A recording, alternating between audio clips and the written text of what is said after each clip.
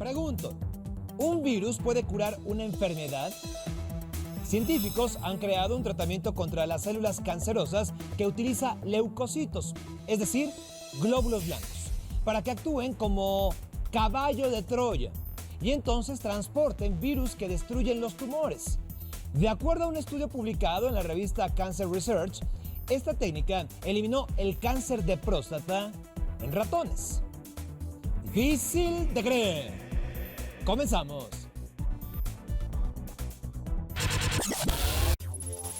Hoy, los retos en la batalla por erradicar las enfermedades. Además, los alimentos que comeremos en el futuro. Finalmente, ¿existe un gen de la violencia? Todo será difícil de creer. Difícil de creer. Con todos los avances que existen en la medicina actual, las enfermedades infecciosas siguen matando a millones de personas cada año. Y esto en todo el mundo. Entonces, el sueño de la humanidad sería que algún día estas enfermedades se erradicaran por completo. Pero, pregunto, ¿es algo posible? ¿O qué tan cerca se está de este fin? ¿En serio nos convendría hacerlo? Las respuestas a estas preguntas son difíciles de creer. Se han realizado varios intentos por erradicar por completo algunas enfermedades, pero hasta el momento solo hay 2 casos de éxito. Uno con la peste bovina, una enfermedad viral que solo afectaba a los animales y que se logró erradicar por completo en el año 2001 después de 20 años de intentos por combatirla. El segundo caso de éxito fue la erradicación de la viruela, que es la única enfermedad infecciosa que atacaba a humanos que se ha logrado erradicar. Los esfuerzos por acabar con esta enfermedad en todo el planeta iniciaron en 1958, cuando Viktor Danov, el viceministro de Salud de la Unión Soviética, propuso a la Asamblea Mundial de la Salud una iniciativa global conjunta para erradicar la viruela. En 1967 se inició una poderosa campaña de vacunación, llegándose a combatir 15 millones de casos en 31 países. Ya para 1977 se divulgó el último caso de viruela contraída de manera natural, esto en la localidad de Merka, Somalia, de un hombre de 23 años.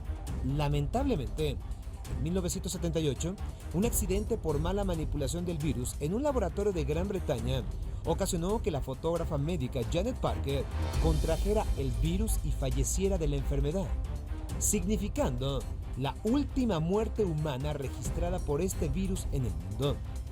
Finalmente, el 8 de mayo de 1980, la Organización Mundial de la Salud avaló la certificación de la erradicación de la viruela. De manera oficial, solo se guardaron 2 muestras del virus. Estas fueron puestas en estado criogénico en los 2 laboratorios más avanzados del mundo. Una en Estados Unidos y la otra en la Unión Soviética. Dichas muestras se mantienen en estado criogénico en el Instituto Vector de Novosibirsk, en Rusia, y en el Centro de Control de Enfermedades de Atlanta, en los Estados Unidos.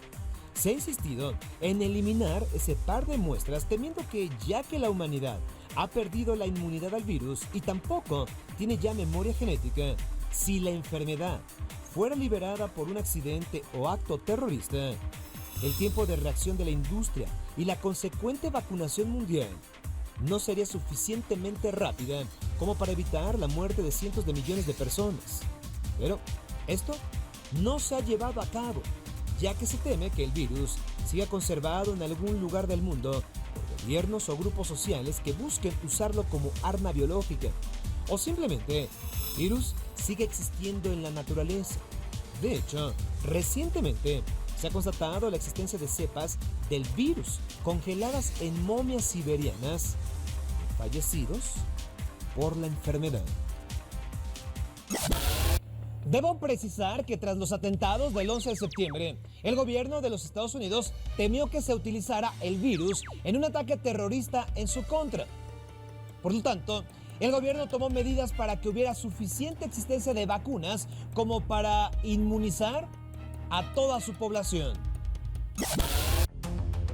Se han hecho otros 6 programas para intentar erradicar enfermedades, y aunque 4 de ellos fueron abortados, existen otros 2.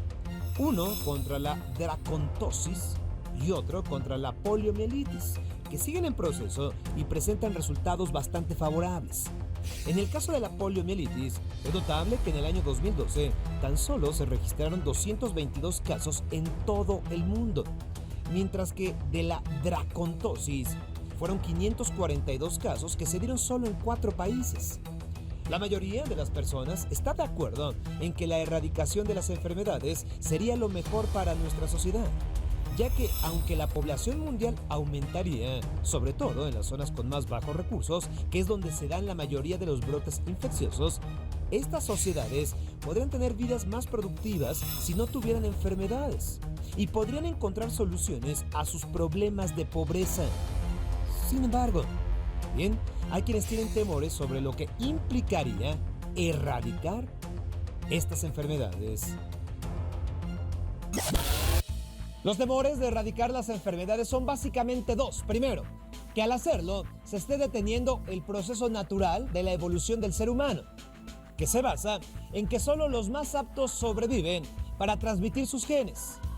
Segundo temor, que al no conocer lo suficiente sobre los virus, también se podría erradicar por error algún virus que de hecho beneficie a los seres humanos. En tal caso, las consecuencias podrían ser desastrosas. Difícil de creer. Difícil de creer. En marzo del año 2000 se dio la demolición de la construcción más voluminosa en la historia. Se trató del estadio Kingdom en los Estados Unidos, derribado mediante un método conocido como implosión. Conozcamos la tecnología y ciencia que se emplea para este fin, para la implosión. Difícil de creer. Volar un inmueble a través de la implosión o demolición controlada se realiza con sumo cuidado para evitar riesgos en zonas aledañas o tragedias humanas. Para ello, la colocación de los explosivos como dinamita es crucial. Previamente es necesario un estudio minucioso para detectar las zonas vulnerables de la estructura y los soportes que requieren ser debilitados, de modo que se pueda lograr el derrumbe en unos cuantos segundos, y que de otra manera tardarían meses o años en desaparecer, si es que se utiliza arietes metálicos accionados por grúas. En las implosiones, la onda expansiva que surge tras la detonación del material explosivo y que crea en promedio 400.000 atmósferas de presión, se da hacia el interior del inmueble. Básicamente, el mecanismo que acciona una implosión es cuando se logra una diferencia radical entre la presión interna y externa del objetivo, para que se desvanezca sobre sí mismo. Sin embargo, lo que suele usarse es la fractura o eliminación de puntos críticos para que las construcciones no soporten la fuerza de la gravedad y caigan por su propio peso. Hay agentes de demolición no explosivos que suelen usarse en minería y canteras. En estas últimas, el producto se coloca en agujeros previamente perforados en rocas. Durante las primeras horas, el material se expande, provocando que la piedra se agriete rápidamente.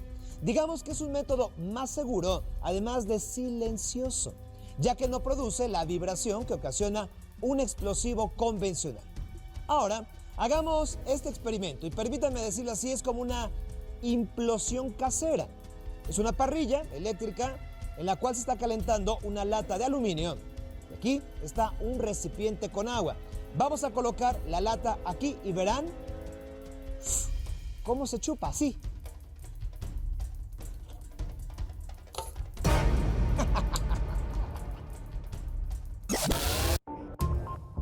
Hay que decir que preparar un edificio para la implosión tarda semanas o meses. Lo primero es eliminar el cableado, paredes falsas y vidrios, ya que pueden convertirse en verdaderos proyectiles letales. Luego, hay que colocar pequeñas cargas de explosivos, únicamente en algunos pisos, sobre todo los inferiores, para procurar la seguridad y así reducir los gastos. Estas áreas son cubiertas con tela geotextil gruesa y de esgrima para absorber los desechos. Luego, las detonaciones se dan progresivamente en pequeños lapsos hasta alcanzar cubrir todo el complejo. Es curioso, pero el retiro de los escombros dura mucho más tiempo que la demolición. Y aunque se escuche fácil, es un procedimiento complejo que no está libre de riesgos.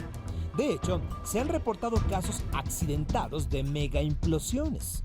En 1997, por ejemplo, la que se dio en un hospital en Canberra, Australia, desató una tragedia. Además de que el edificio principal no se desintegró en su totalidad, errores operativos ocasionaron que trozos de escombros se proyectaran hacia los espectadores, ubicados a 500 metros de distancia. Con esto, una niña falleció y otras 9 personas resultaron heridas al ser impactadas por fragmentos de mampostería y metal que volaron a 650 metros de distancia del sitio de la demolición. En general, las implosiones fallidas se dan cuando la construcción no se derrumba por completo. Entonces, su estructura se inclina en un ángulo peligroso, además de que los explosivos se accionan sin control. O bien, puede haber sobrepresión de aire. Con el cielo despejado, la onda de choque se dispersa, pero si hay nubes, esta onda energética puede viajar hacia el exterior rompiendo ventanas y causando afectaciones a los edificios circundantes. Es similar a lo que sucede con una manguera. Si se pone una mano frente al orificio de salida, el agua sale brusca hacia todos lados. Un avance tecnológico sobresaliente respecto a las implosiones ha sido desarrollado por la compañía japonesa Kajima. Se contempla el uso de gatos hidráulicos para apoyar la planta baja, ya que las vigas de soporte se retiran. Entonces, cada piso va bajando uno a uno. Esta técnica es más ecológica y más segura en zonas densamente pobladas. Francia, por otro lado, se usa el método Berinage para debilitar los soportes de los pisos centrales y así promover una demolición más simétrica y eficiente. Asimismo, existen implosiones que se realizan a seres vivos, como la eutanasia con dinamita realizada en cetáceos. En 2010, una ballena jorobada con una enfermedad terminal quedó varada un par de semanas en una playa de Australia. Tras varios intentos de devolverla al mar, el Departamento Australiano de Medio Ambiente tomó la decisión de sacrificarla. Al mamífero, de casi 10 metros de longitud y 12 toneladas de peso, le practicaron la implosión craneal. Esta consiste en colocar explosivos rodeados de bolsas de arena en determinados puntos de la cabeza del animal para después detonar la carga. A pesar de ser un procedimiento drástico, este tipo de eutanasia está recomendado por la Comisión Internacional de Ballenas siempre y cuando no se pueda salvar el animal. En el ámbito de la psicología, existió un tipo de implosión.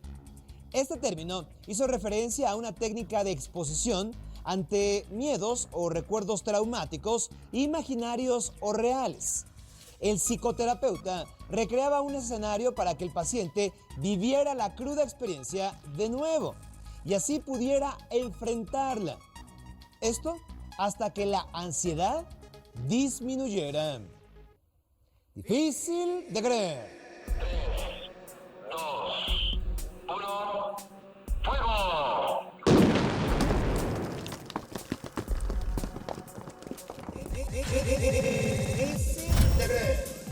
Durante un terremoto, la temperatura y el olor del agua de los ríos cambia, ¿sí? Cambia debido a que el movimiento libera gases subterráneos. Difícil de creer. Durante el siglo XIX, el emperador francés Napoleón ofreció un premio, escúchalo bien, de 12,000 francos a la persona que pudiera desarrollar un método barato. ¿Para qué? Para preservar la comida durante mucho tiempo y que además esta pudiera ser transportada fácilmente. El ganador fue Nicolas Appert, Él inventó la comida enlatada, una tecnología que en ese momento fue totalmente revolucionaria. Hoy, la comida sigue evolucionando y en un futuro cercano vendrán presentaciones distintas, sorprendentes y difíciles de creer. A principios del año 2013, un restaurante brasileño presentó una hamburguesa cuya envoltura puede comerse. Esto para evitar la generación de basura. Basta saber que cada año, tan solo en Estados Unidos, se generan 30 millones de toneladas de plástico, la mayoría provenientes de los envases de comida que tardan millones de años en degradarse. Por ello, ya se está desarrollando una especie de plástico comestible, fabricado con elementos naturales y con una textura similar a la piel de una uva. Este material es llamado Wikicells y fue creado por científicos de Harvard. Este material no solo serviría como un empaque comestible para alimentos, sino que adquiere su sabor. Por ejemplo, una botella de cerveza fabricada con este material sabría a la misma cerveza. Otro problema en el futuro cercano es el aumento de la población y la necesidad de alimentar a toda la gente. Sin embargo, las tierras aptas para los cultivos se están acabando. Entonces, una solución sería la llamada agricultura vertical. Es decir, crear rascacielos dedicados de manera exclusiva a albergar granjas. La idea de los rascacielos granja es que cada piso sirva para cultivar alimento, necesitando menos espacio para sembrar mucho más.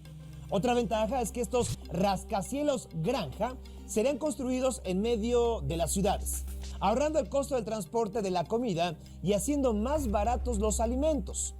Lo más impresionante es que ya se están construyendo rascacielos de este tipo en lugares desérticos, como Las Vegas o Dubái. ¿Se imaginan poder imprimir su propia comida? Imprimir, ¿eh?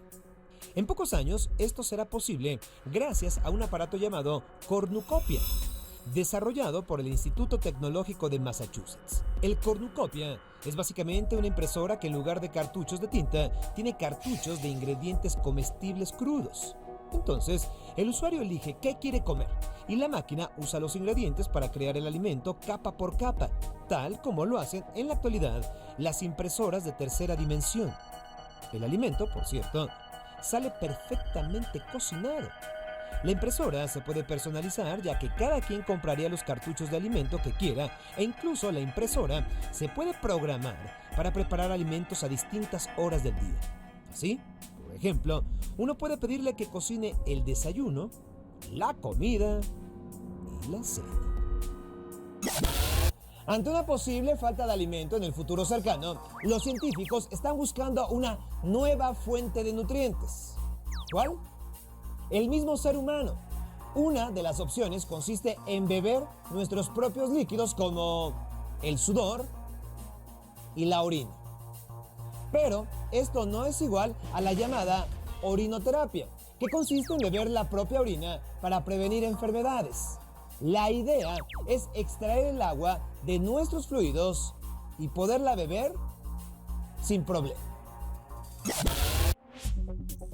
La NASA ha desarrollado un sistema que permite limpiar la orina o el sudor de toda toxina y así dejar únicamente agua potable. Este sistema, probado con astronautas, está listo para ser implementado en diferentes ciudades de Estados Unidos. Por ejemplo, el condado de Orange, en California, planea utilizarlo para dotar de agua potable a 500,000 de personas. La idea es que en pocos años también exista una versión de este proceso para uso personal. Pero ahora, hablemos de algo todavía más controversial. Se trata de la gelatina. El ingrediente principal de este producto es el colágeno, una sustancia que se encuentra en los huesos de animales como cerdos y vacas. El problema del colágeno animal es que puede provocar ciertas enfermedades o infecciones en el ser humano. Por ello, los investigadores han buscado una gelatina más segura y la opción es fabricarla usando carne humana. Repito, gelatina a base de carne humana. O mejor dicho, inyectando genes humanos en levadura, que puedan servir como ingrediente principal en gelatinas más sanas. Obviamente, el problema de esta tecnología es que genera preguntas acerca de un posible canibalismo, y aunque en estricto sentido nadie está consumiendo carne humana, es posible que haya gente que se oponga a ello. Hablando de canibalismo, se calcula que en nuestra comida común y corriente existen miles de rastros de carne humana y cabello, nuestro y de otras personas. Sí, y lo comemos sin darnos cuenta. Rastros de carne humana, cabello nuestro y de otras personas. Buen provecho. Difícil de creer.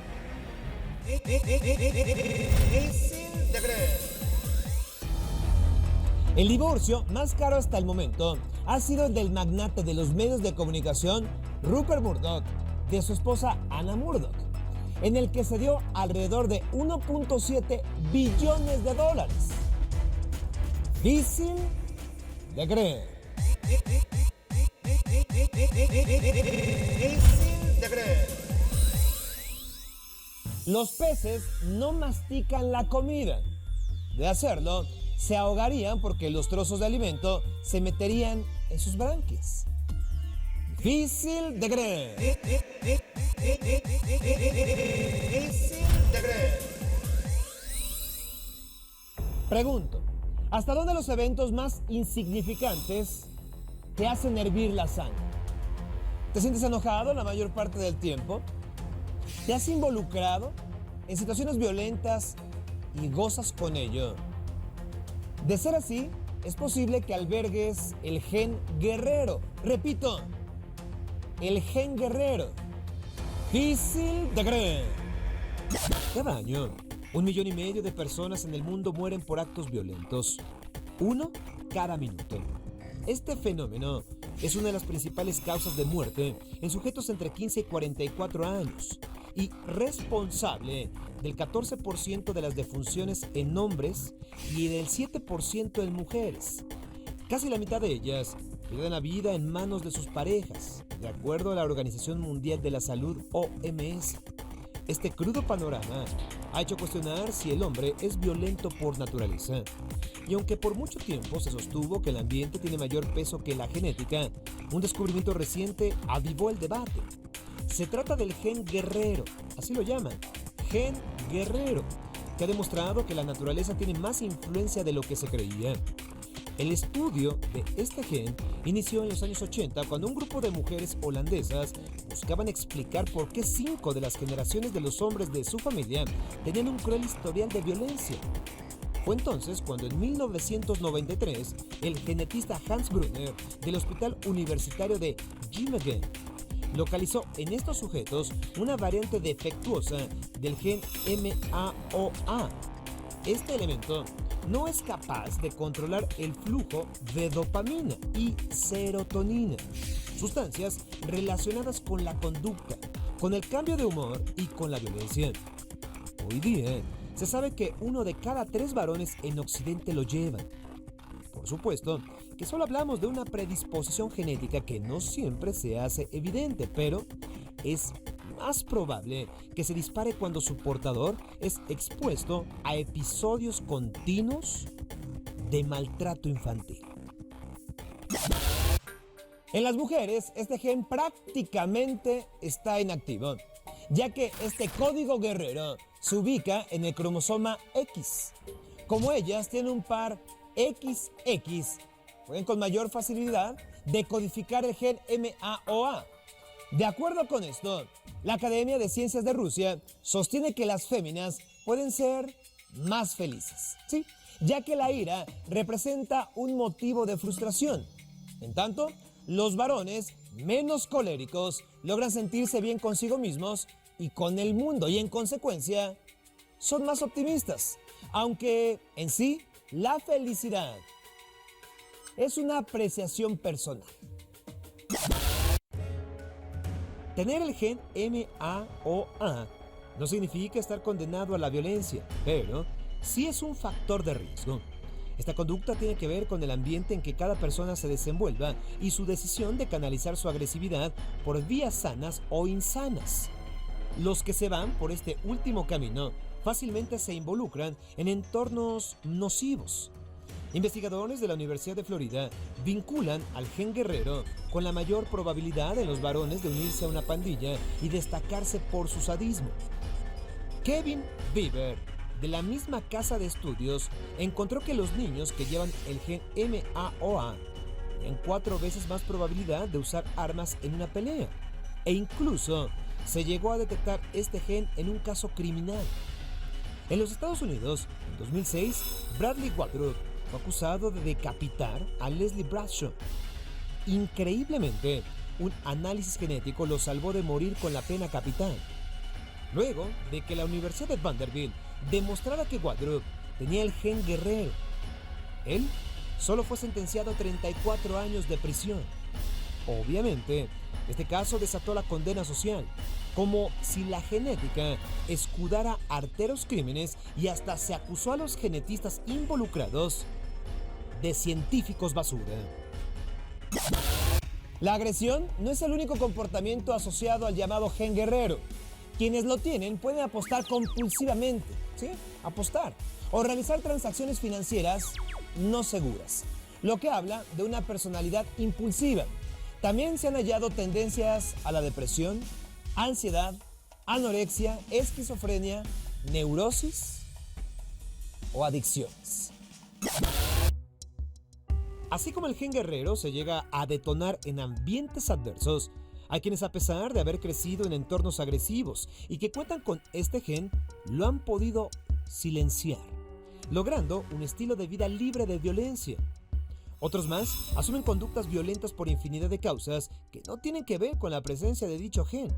No hay que olvidar que el aprendizaje social, el amor familiar o el ser psicópata tienen un peso decisivo al respecto.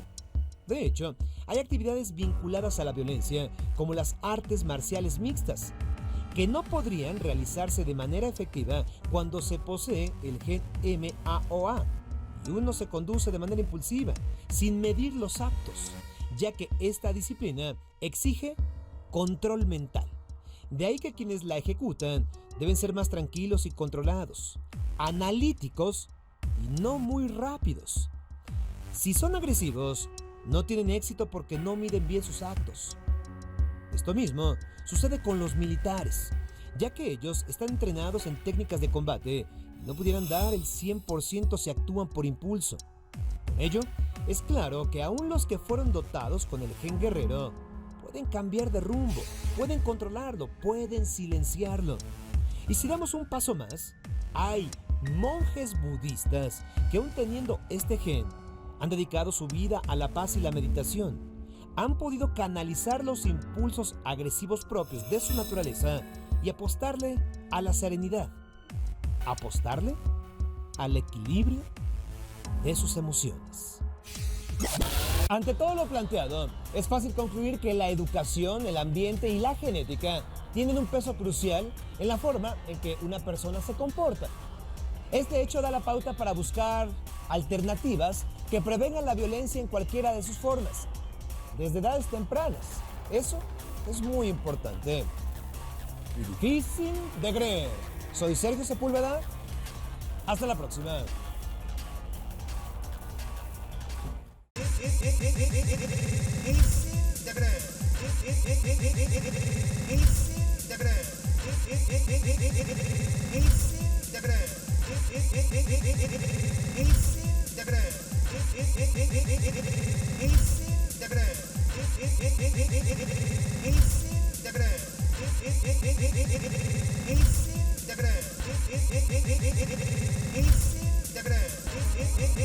Difícil de creer.